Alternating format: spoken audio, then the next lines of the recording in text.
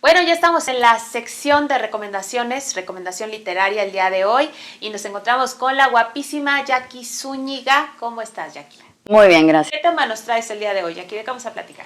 Mira, hoy quiero que platiquemos más que sobre un libro, que lo utilicemos como pauta para hablar sobre el miedo a la libertad, que sería este libro que voy a recomendar, que es de Erich Fromm, y me parece súper interesante porque es un tema muy actual.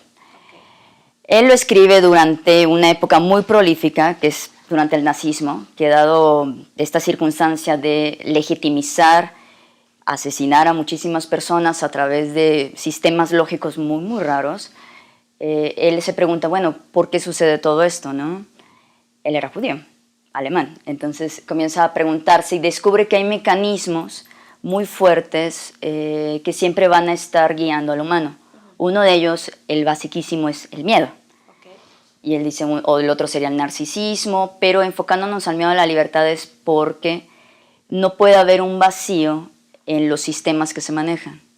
Por ejemplo, ¿qué piensas tú que pasa cuando un adolescente ya se desliga de sus papás?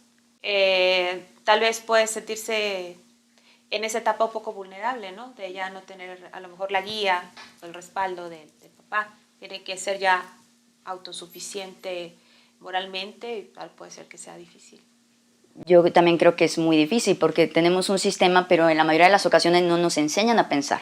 Nos enseñan a seguir cualquier tipo de sistema, ya sea religioso, axiológico o de leyes del país donde vivamos, pero no nos explican cómo se construye. Antes de eso, hay otro filósofo que a mí me encanta, Kant, que decía que te tienes que servir de tu propia razón para llegar a alguna conclusión y no tanto seguir estos sistemas. Ok, claro, por supuesto. En el libro propiamente se habla de 3 formas de escapar de la libertad. Una es el autoritarismo. Se puede vivir a nivel de casa, de mi papá, mi mamá no me deja hacer esto y bueno, no tengo opinión al respecto. Puede ser también en un país, nosotros vivimos de cierta forma en un lugar autoritario. El otro sería la destrucción, la agresividad, que es cuando yo no entiendo lo que está pasando y no tengo ningún sistema, no me puedo quedar con el vacío y es tanta la angustia que necesito destruir al otro. Y te decía que hay un personaje que a mí se me hace padrísimo para ejemplificar esto, que es el del Guasón, en Batman, que solo quería ver al mundo arder. Así es. Y hay gente que es así, ¿no? O sea, cuando ves algunos titulares y que hay mucha destrucción, asesinatos, dices, bueno, ¿y por qué lo hace?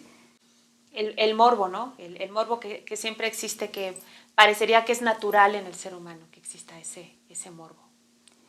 Sí, y el otro sería la conformidad, que es, bueno, no es exactamente un autoritarismo, pero tampoco me pongo a pensar, tampoco me pongo a crear nada alrededor de ello.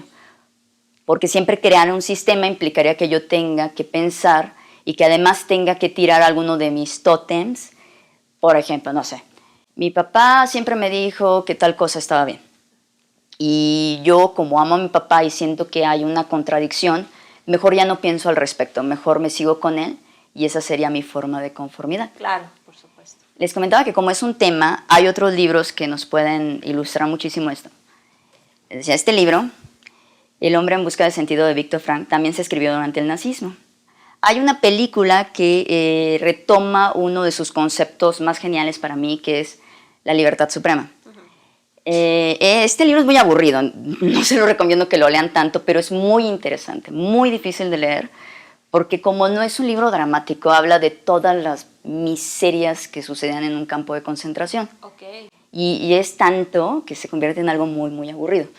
Pero él dice que en algún momento, cuando fue despojado de todos sus objetivos, él se encontró expuesto y estaba tan dañado y lo estaban haciendo todo, ya era como un trapo, ¿no?